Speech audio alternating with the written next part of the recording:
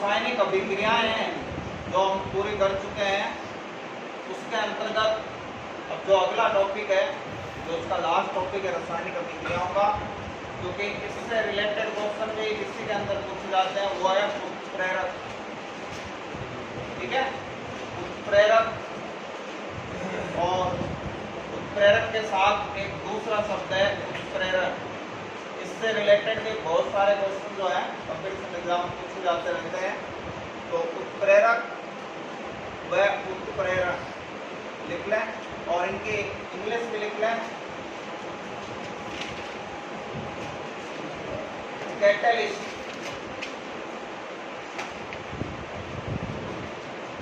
Catalyst and catalysis.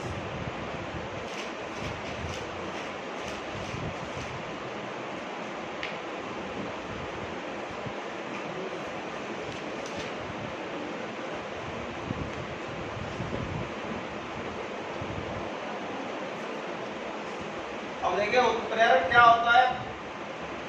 उत्प्रेरक किसी भी रासायनिक अभिक्रिया को तेज करता है। रासायनिक अभिक्रिया है, उसको अगर आप एक लड़ाई मान लें, तो कई लोग होते हैं ना जो लड़ाई को भड़काते हैं, इधर उधर की करते हैं, मतलब तो ये उत्प्रेरक भी समझ लो वही है जो उस लड़ाई को क्या करता है, भड़काता है। तो अधिकांश केस में आजकल क्या होता है कि लड़ाई को भड़काने वाले लोग ज्यादा होते हैं, उसको कम करने वाले लोग क्या होते हैं, कम होते हैं।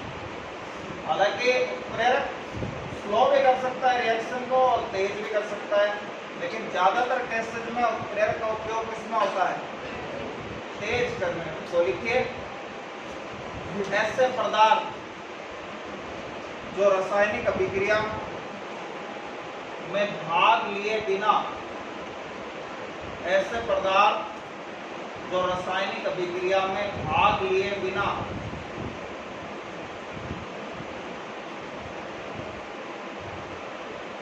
जो रासायनिक अभिक्रिया में भाग लिए बिना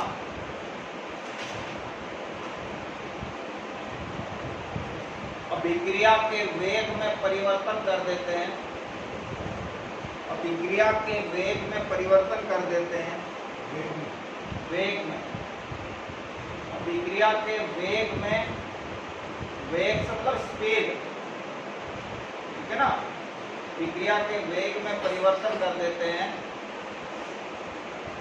उत्प्रेरक कहलाते हैं।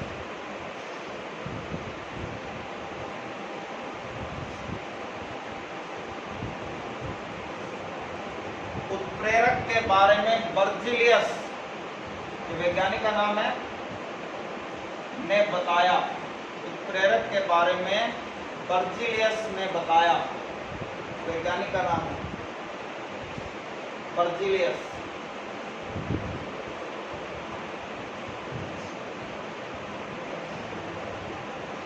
अब आगे लिखिए उत्प्रेरक की भौतिक अवस्था के आधार पर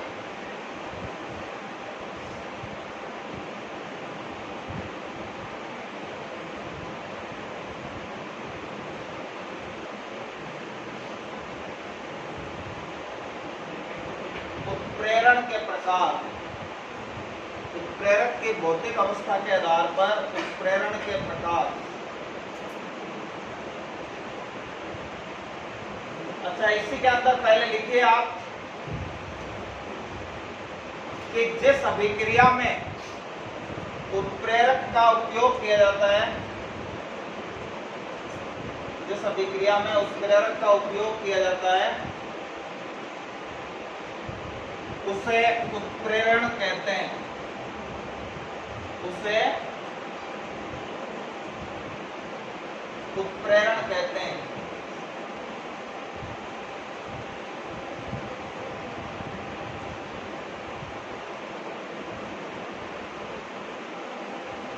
ठीक है भाई। अब देखिए उत्प्रेरण क्या होता है कि अगर आप उत्प्रेरक का उपयोग कर रहे हो किसी अभिक्रिया में, तो ये क्या करना कहला रहा है कि आप अभिक्रिया का क्या कर रहे हो, उत्प्रेरण कर रहे हो।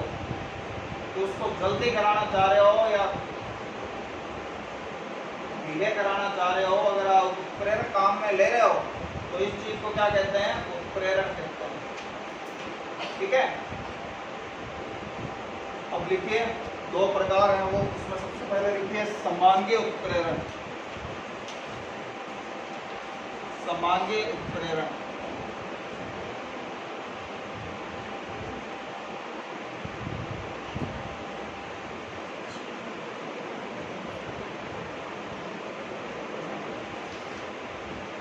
लिखो, यदि अभिक्रिया मिश्रण में अभिकारक व उत्प्रेरक की भौतिक अवस्था, अभिकारक व उत्प्रेरक की भौतिक अवस्था समान होती है, समान होती है,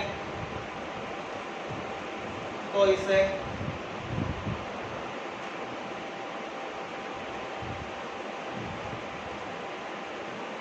समांगी उत्प्रेरण कहते हैं। तो इसे समांगी उत्प्रेरण कहते हैं।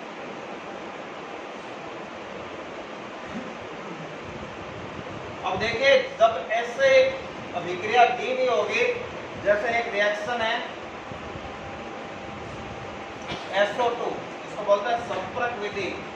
एक एसिड होता है H2SO4, वो इससे बनता है। तो इसमें SO2 की O2 से अभिक्रिया होती है।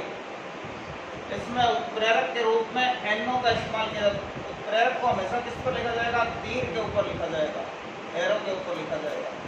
और इससे बनती क्या है? SO3। ये आपको लिखी हुई दी होगी, ठीक है ना। अब देखिए यहाँ पर ये SO2 भी गैस है, ध्यान रखना, गैस को G से लिखा जाता है। इसके नीचे G लिखा हुआ है, इसका मतलब वो गैस है, यानी ये इसकी भौतिक अवस्था होती है। O2 भी क्या है? और ये जो NO काम में ली जा रही है, ये भी क्या है? गैस है। तो अगर भौतिक अवस्था समान होती है उत्प्रेरक की, तो फिर वो क्या कहलाता है? समांगी उत्प्रेरक कहलाता है। इसी तरह एक और एग्जांपल है, जैसे ये CH3COOH, C2H5OH। अब आपको ये सब दिया हुआ होगा, ये क्या होता है? लिक्विड।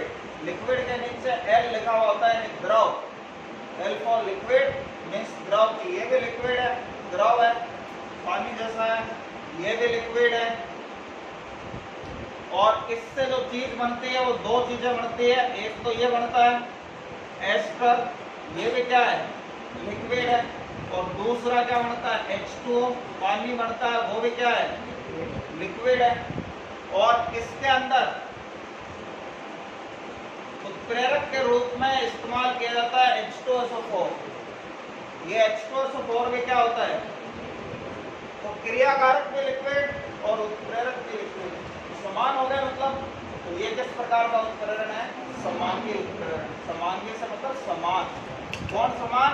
उत्प्रेरक के और क्रियाकारकों की भौतिक अवस्था समान, ये कहलाता है समांगी उत्प्रेरण। देखो चारों ये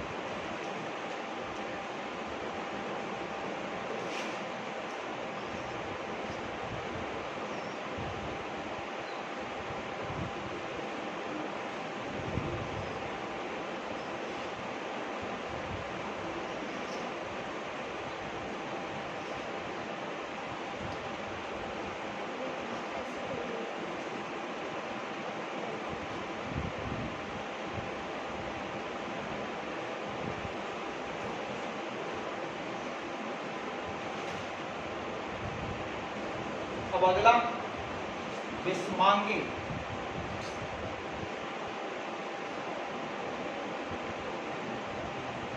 अच्छा, इसमें यह और है कि जब कोई चीज समान जो है, समान के लिए इंग्लिश में वर्ड लिखा जाता है होमो,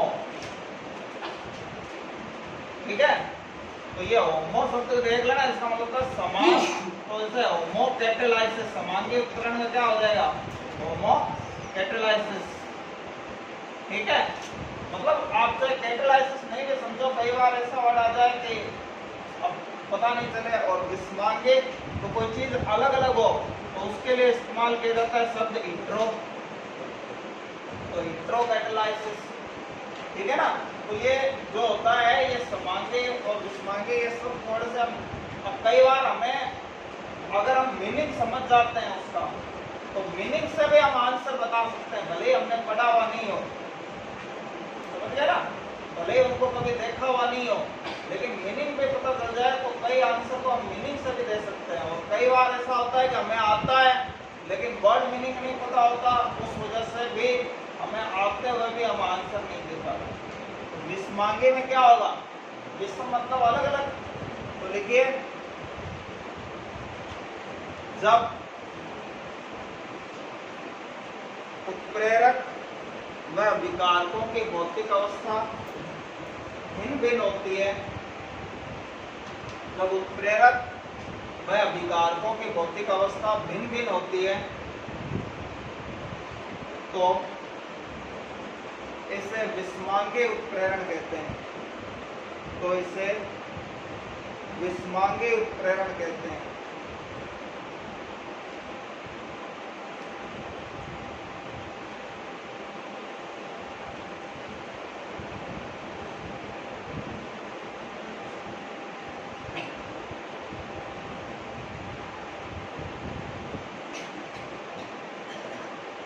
जैसे ये रिएक्शन है, कई बार आ चुकी है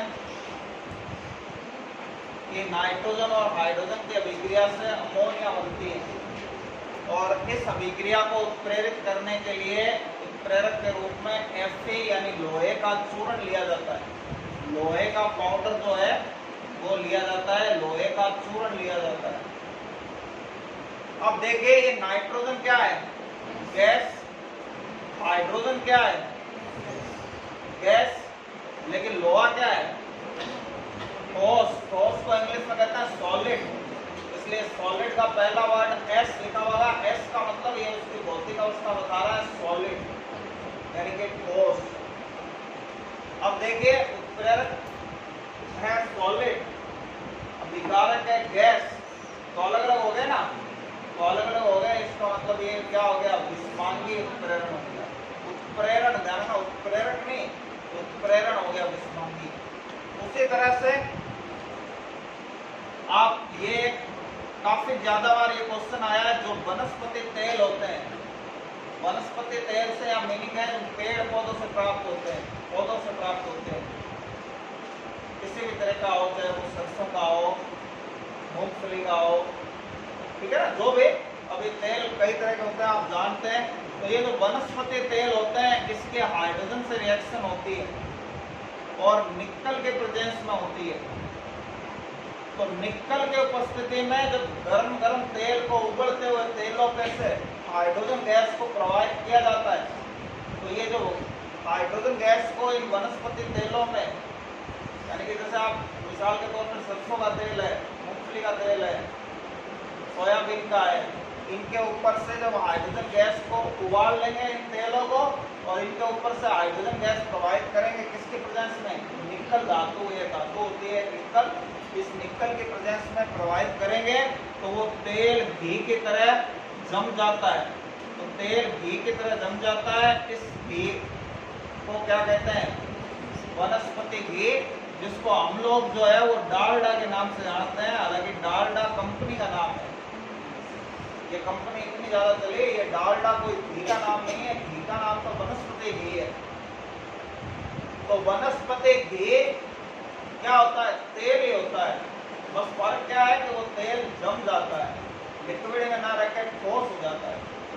तो ये वनस्पति घी है, क्योंकि उस तेल के साथ हाइड्रोजन जुड़ जाती है, ठीक है ना, हाइड्रोजन जुड़ जाती है। अब यहाँ पर आप देखें कि ये तेल है, ये कैसा होता है, लिक्विड, हाइड्रोजन क्या है, और उत्प्रेरक जो काम में लिया जा रहा है निकल, वो क्या है, सॉलिड है। अवस्था के हिसाब से धातु तो है, अवस्था क्या होती है, धातु अवस्था क्या होती है, ठोस। तो सब ये अलग अलग है, इसलिए ये विस्मांगी उत्प्रेरण है।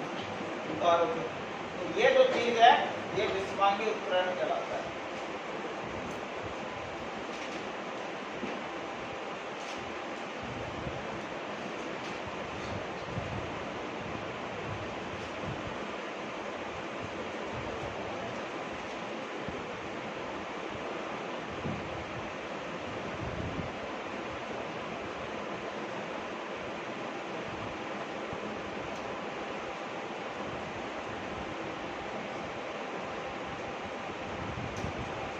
आगे लिखिए, इसे वनस्पति तेलों का, इसी के नीचे लिखना है इसी एग्जाम्पल के, इसे वनस्पति तेलों का हाइड्रोजनीकरण भी कहते हैं।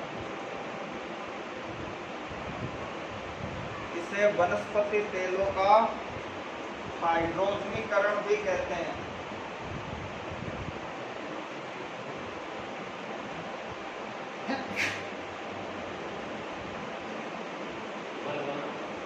इसे वनस्पति तेलों का हाइड्रोजनीकरण भी कहते हैं।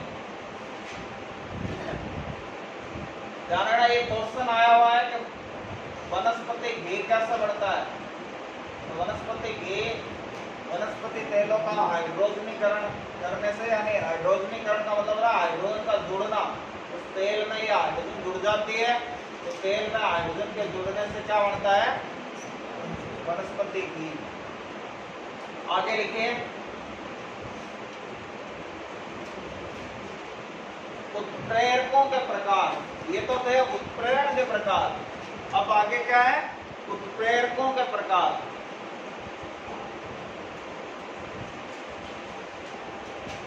कैटलिस्ट जो है वो कितने प्रकार के होते हैं। तो सबसे पहले लिखिए,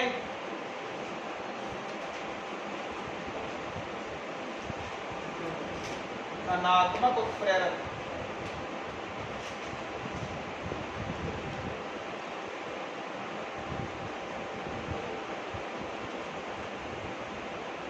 धनात्मक उत्प्रेरक।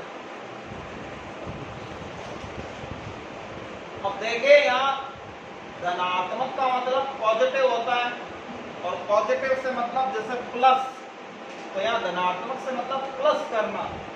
प्लस करने से मतलब क्या होता है, बढ़ना या घटना, बढ़ना। तो ठीक है ना। तो अब मैंने आपको बताया परिभाषा क्या लिखा है उत्प्रेरक की। उत्प्रेरक वो होते हैं जो अभिक्रिया के वेग में परिवर्तन कर देते हैं। ध्यान रखना, बढ़ाते नहीं है, घटा भी सकते हैं, परिवर्तन कर देते हैं, चाहे बढ़ाए चाहे घटाए। ठीक है। तो धनात्मक उत्प्रेरक क्या होगा, जो वेग को क्या कर देगा, प्लस कर देगा। पॉजिटिव धनात्मक मतलब प्लस होता है ना, तो जो वेग को क्या कर देगा, प्लस कर देगा। तो लिखिए, ऐसे उत्प्रेरक जो अभिक्रिया का वेग बढ़ा देते हैं। ऐसे उत्प्रेरक जो अभिक्रिया का वेग बढ़ा देते हैं।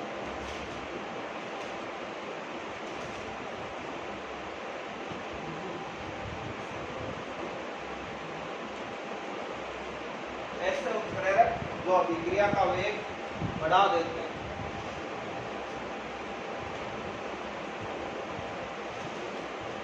अब इसके लिए आप वही एग्जाम्पल लिख लें जो आपने समांगी और उष्मांगी दोनों में लिखे हैं। ये सारे एग्जाम्पल जो हैं ये क्या है, किस चीज का है, ये बनाने वाले हैं। जितने भी आपको रिएक्शन दिखाई है ये बनाने वाले हैं।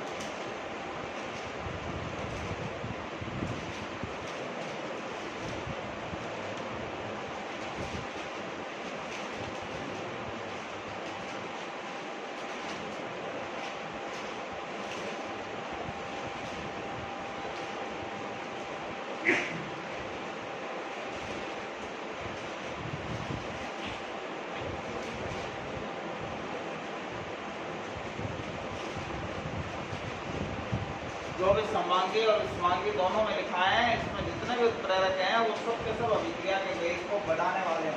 और जनरली देखिए, एक जनरल पैटर्न यही है कि उसका उपयोग किस लिए किया जाता है, बढ़ाने के लिए किया जाता है। हम ये थोड़े चाहेंगे कोई अभिक्रिया धीरे धीरे हो, काम धीरे धीरे हो। ऐसा कोई भी नहीं चाहेगा। सिर्फ कुछ खास जगह जरूरत पड़ती है कि उसको स्लो किया जाए। बाकी 99% रिएक्शन में तो वेग क्या होता है, बढ़ते ही है। तो 99% उत्प्रेरक कैसे होते हैं, धनात्मक ही होते हैं। ठीक है ना, कैसे होते हैं, धनात्मक ही होते हैं। चलिए आगे, वही तो मैं कह रहा हूँ, आप धनात्मक तो हर एक इसके लिए कह सकते हो ना, ऋणात्मक आपको याद रखना पड़ेगा कि आएंगे धनात्मक है, पता तो ऐसे चलेगा। धनात्मक का आपको एग्जाम्पल याद करने की जरूरत नहीं है, ऋणात्मक का आपको क्या करना पड़ेगा, एग्जाम्पल याद रखना पड़ेगा। अब दूसरा लिखिए, ऋणात्मक उत्प्रेरक।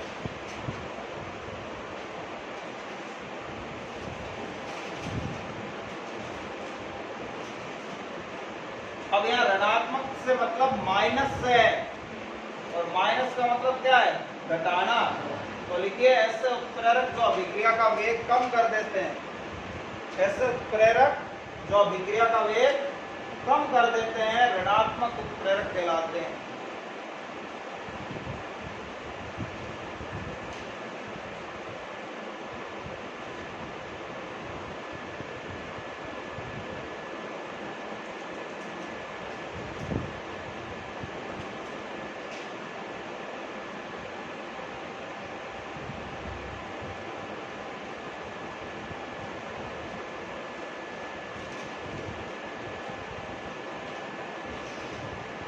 अब ये एक रिएक्शन है, ये रिएक्शन है, बहुत कुछ रिएक्शन है इतनी तेज होती है कि उनसे इतनी एनर्जी निकलती है कि वो विस्फोट हो जाता है, धमाका हो जाता है, ब्लास्ट हो जाता है लैब में। तो अगर उनके तेजी को कम नहीं किया गया, तो तेजी को कम नहीं किया गया तो दुर्घटना की संभावना रहती है। तो बस ऐसी अभिक्रियाओं को थोड़ा स्लो करना क्या होता है, जरूरी होता है। तो जैसे इसके स्पीड को धीरे करने के लिए एल्कोहल का इस्तेमाल किया जाता है। तो ये एल्कोहल यहाँ किसका काम कर रहा है, ऋणात्मक उत्प्रेरक। अब आपको ये एग्जाम्पल याद रखना है, बाकी सब धनात्मक ही होते हैं। ठीक है ना,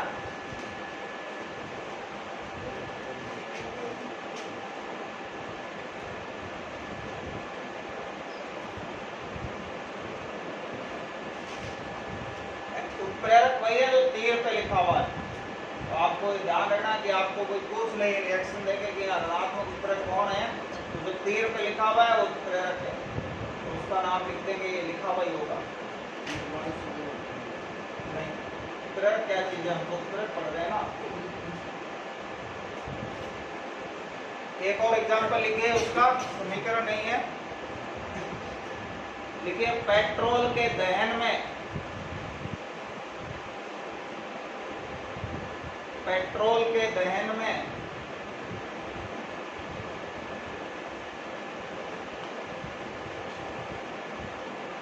अभिक्रिया की गति को कम करने के लिए, अभिक्रिया की गति को कम करने के लिए वाहनों के ईंधन में, सॉरी वाहनों के इंजन में, वाहनों के इंजन में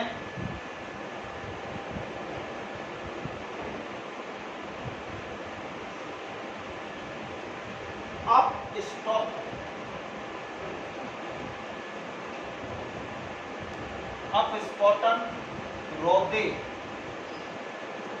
इसको इंग्लिश में कहते हैं anti knocking agent, anti knocking agent.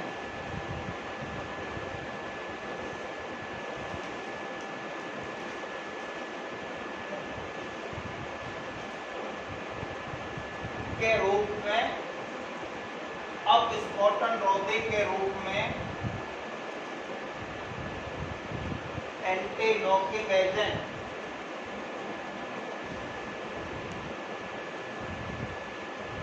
Tetra ethyl lead, tetra ethyl lead, और इसका शॉर्टकट भी लिख लेना TEL, टेट्रा एथिल लेड, ये इंग्लिश नाम ही है इसका, TEL।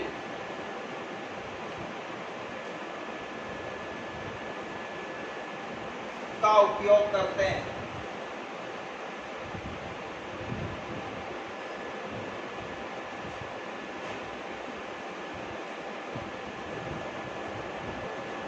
अब देखिए, पुराने जमाने की जो गाड़ियां होती थी, यानी आज से 35-40 साल पहले जो मोटरसाइकिलें बनती थी, वो मोटरसाइकिलें जो है उनका इंजन बहुत ज्यादा शोर करता था। नॉक इंग्लिश में कहते हैं शोर, ठीक है। नॉक नॉक नॉक करना होता है ना, मतलब शोर मचाना, आवाज करना। तो उनका इंजन बहुत शोर करता था। और शोर क्यों करता था?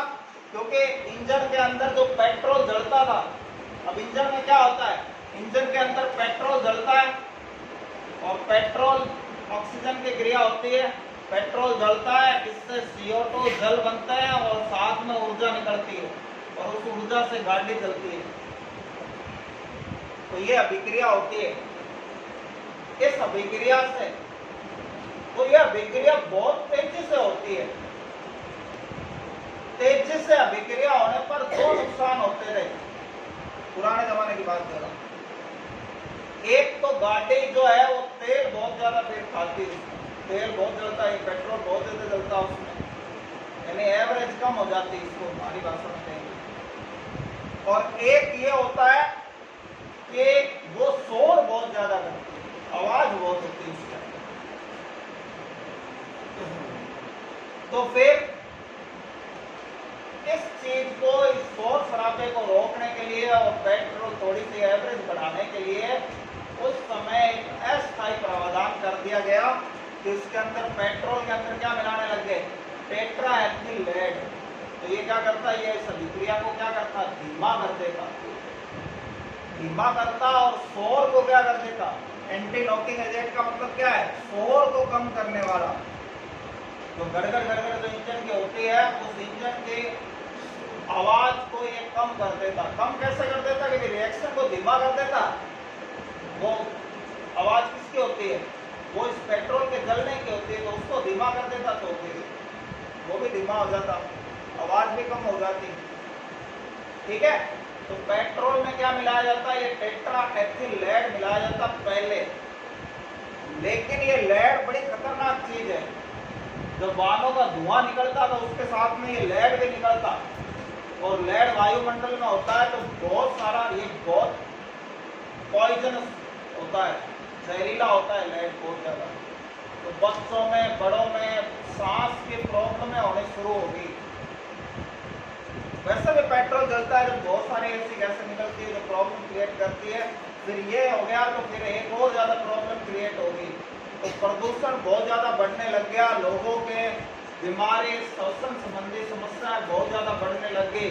तो गवर्नमेंट ने इसके ऊपर बैन लगा दिया कि अब आप पेट्रोल में ये लेड नहीं मिला सकते। आजकल नहीं मिलाते, ध्यान रखना, ये पुरानी बात है।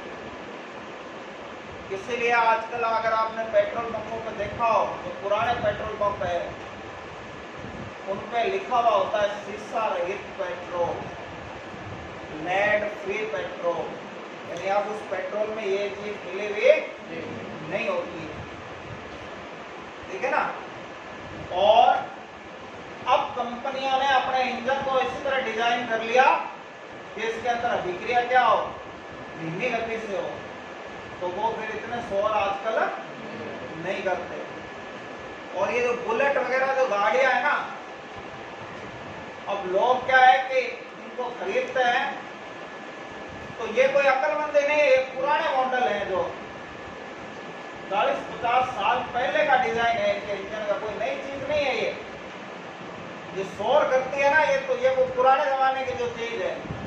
हम पुराने जमाने की चीजें इस्तेमाल करते हैं ना, या नहीं करते हैं ना कि भाई अरे अब कौन उसको यूज करे। जैसे आज के जमाने में कोई रेडियो सुने तो उसको लोग अजीब कहेंगे कि ये रेडियो सुन रहा है, पुराने वाला रेडियो लेके। या कोई ब्लैक एंड व्हाइट टीवी देखते हैं तो उसको कहेंगे ना वो 30-40। तो ये बुलेट है ना, लोग मूर्खता में वो उसको महंगे खरीदते हैं, तो वो पुराना डिजाइन है, यानी कि वो पुराने जमाने का जो 50 साल पहले बनता था वैसा इंजन है उसका, इसलिए शोर करता है। तो ये कोई खूबी नहीं है, ये उसकी कमी है, ध्यान रखना आप। खूबी नहीं है, ये उसकी कमी है। शोर करना कोई उसकी इंजन की खूबी नहीं है।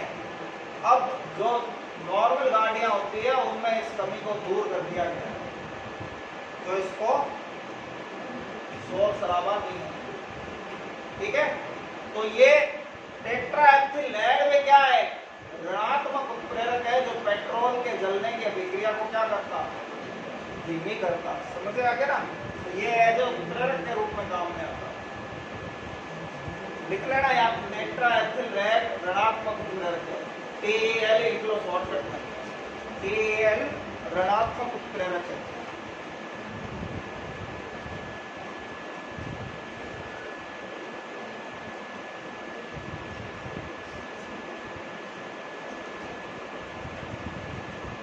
और अगला लिखिए जैव उत्प्रेरक।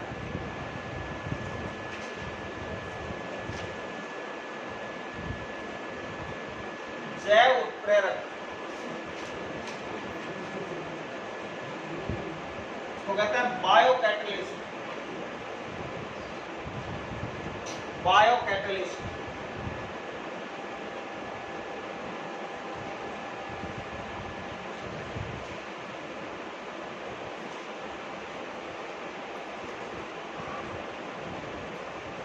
और इनका जो मशहूर नाम है वो है एंजाइम। तो क्या बोलते हैं जनरल भाषा में, एंजाइम।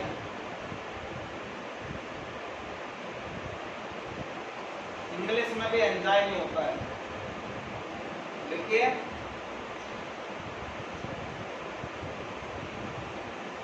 ऐसे उत्प्रेरक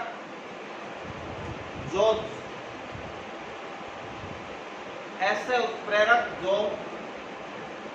जीवों के शरीर में होने वाली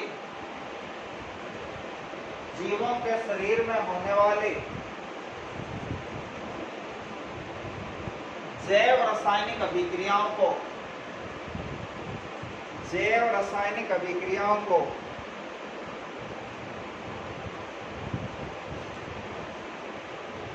उत्प्रेरित करते हैं,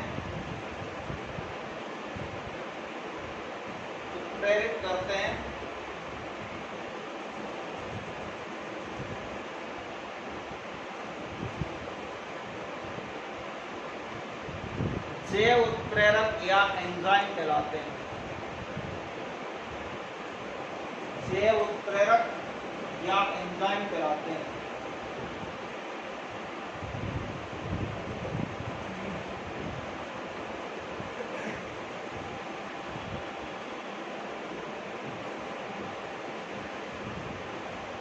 अब ध्यान रखना, जीव जो होते हैं, या हमारी बात करें मनुष्य की भी, तो हमारे शरीर में भी हजारों जैव रासायनिक अभिक्रिया होती है, बहुत सारी जैव रासायनिक अभिक्रिया होती है। और जैव रासायनिक अभिक्रिया से मतलब जीवों के शरीर में होने वाली रासायनिक अभिक्रिया। तो इन अभिक्रियाओं को जो उत्प्रेरित करता है उसको क्या बोलते हैं, उसको एंजाइम बोलते हैं। और वैसे उसको जैव उत्प्रेरक कहते हैं क्योंकि जीवों के शरीर में पाया जाता है। अब यहाँ जीव से मतलब सिर्फ जीव ही नहीं है, पेड़ पौधे भी, धारणा सजीव यहाँ बात होती है, पेड़ पौधों में भी एंजाइम होते हैं। जैसे हमारे जो लार है, मुंह के अंदर जो लार होती है, उस लार के अंदर एक टाइलिन नाम का एंजाइम होता है।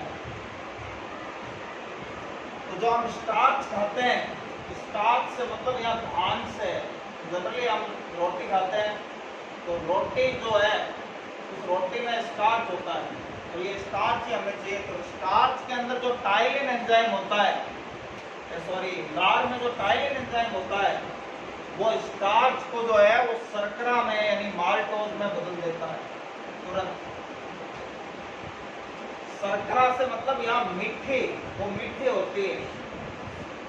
अगर आप एक रोटी का टुकड़ा मुंह में लेके, हालांकि जनरली हम सब्जी से खाते हैं इसलिए अनुभव नहीं होता, लेकिन अगर आप खाली रोटी का टुकड़ा खाएं और उसको कुछ देर तक चबाएं, उसको निकले नहीं, तो आप देखोगे कि कुछ समय बाद वो रोटी का टुकड़ा मीठा लगने लग जाता है। या शर्करा से मतलब शुगर से, ठीक है ना, शुगरों के कई तरह टाइप होते हैं, लेकिन अब आपको इतने डिटेल से नहीं है। तो रोटी का टुकड़ा कुछ देर बाद आपको मीठा लगने लग जाता है, क्योंकि क्या हो गया, स्टाइलिन ने क्या किया, इस स्टार्च को किसमें बदल दिया, शर्करा में बदल दिया। और शर्करा क्या होती है, मीठी। शर्करा किसको कहते हैं, जो स्वाद में क्या होती है, मीठी होती है। तो मीठी हो जाने के कारण वो हमें मीठा मीठा लगने लग जाता है। ठीक है, उसी तरह से हमारे शरीर के अंदर जो खाना जो है उसका जो पाचन होता है, या जो चीनी है, इस चीनी को कहते हैं सुक्रोज। क्या कहते हैं, इसका रासायनिक नाम क्या है, सुक्रोज। अगर आप चीनी को पानी में डाल देंगे, और जनरली ये अभिक्रिया अगर आप करवाएंगे तो इसके लिए आपको एक एंजाइम की जरूरत पड़ेगी, जिसका नाम होता है इन्वर्टेज। तो इन्वर्टेज एंजाइम की उपस्थिति में जो शर्करा होती है, वो शर्करा किस में बदल जाती है, ग्लूकोज में। और एक दूसरी चीज है फ्रक्टोज में। हालांकि दोनों का फार्मूला एक ही है, लेकिन संरचना अलग अलग होती है। तो एक बनता है ग्लूकोज और एक क्या बनता है, फ्रक्टोज। तो ये इसमें बदल जाती है इन्वर्टेज एंजाइम की उपस्थिति। हमारे शरीर में जो भी खाने का पाचन होता है ना, खाने का पचने का मतलब ये है कि खाना ग्लूकोज में बदल गया, और वो ग्लूकोज शरीर में क्या हो जाता है, इकट्ठा हो जाता है। और हमें जब जब एनर्जी की जरूरत होती है, वैसे वैसे ग्लूकोज ऑक्सीजन से अभिक्रिया करता है और क्या बनाता है, CO2 और जल और ऊर्जा बनाता है। इस ऊर्जा से हमारे सारे काम चलते हैं। तो खाने का पाचन होने का मतलब क्या है, कि खाना किस में बदल गया, ग्लूकोज में बदल गया। इसीलिए जो मरीज वगैरह होते हैं, उनके शरीर में इतनी ऊर्जा नहीं होती, इसलिए उनको डायरेक्ट क्या किया जाता है, उनके शरीर को पचाने की मेहनत नहीं करनी पड़े, इसलिए डायरेक्ट ग्लूकोज दिया जाता है। हमें भी जब बुखार वगैरह होता है, एंजाइम क्या होते हैं कि एक खास टेम्परेचर पे काम करते हैं, उससे कम या ज्यादा टेम्परेचर पे काम नहीं करेंगे। तो बुखार जब होता है, अब आप देखो बुखार के अंदर देखिए, आपको बुखार हुआ तो बुखार होने पर आपको ये खाने पीने की चीजें कड़वी लगने लग जाती है। रोटी रोटी खाओगे तो कड़वी लगने लग जाती है। उसका कारण है कि आपका टेम्परेचर बढ़ गया और इस स्टाइलिन ने काम करना बंद कर दिया। टेम्परेचर बढ़ते ही एंजाइम मृत हो जाते हैं, मर जाते हैं। तो क्या होगा कि अब आपको उसका एक्चुअल टेस्ट आएगा। जो स्टार्च होता है उसका जैसा टेस्ट है, वो टेस्ट उसका वैसा ही है, क्योंकि अब पच नहीं रहा है, शर्करा नहीं बढ़ रही है। तो इसलिए आपको उसका कड़वा वो लग नहीं रहा है, बल्कि आपके शरीर के एंजाइम काम नहीं कर रहे, इसलिए आपको अब एक्चुअल टेस्ट आ रहा है। और बुखार वगैरह में भी ग्लूकोज के बिस्किट और जो चाय वगैरह मरीज को देने का एक पैटर्न है हमारे यहाँ। तो उसका भी रीजन क्या है कि उसके शरीर को मेहनत करनी नहीं पड़े, और मेहनत क्या करनी पड़े, वो बुखार होगा तो एंजाइमों ने तो काम करना ही बंद कर दिया।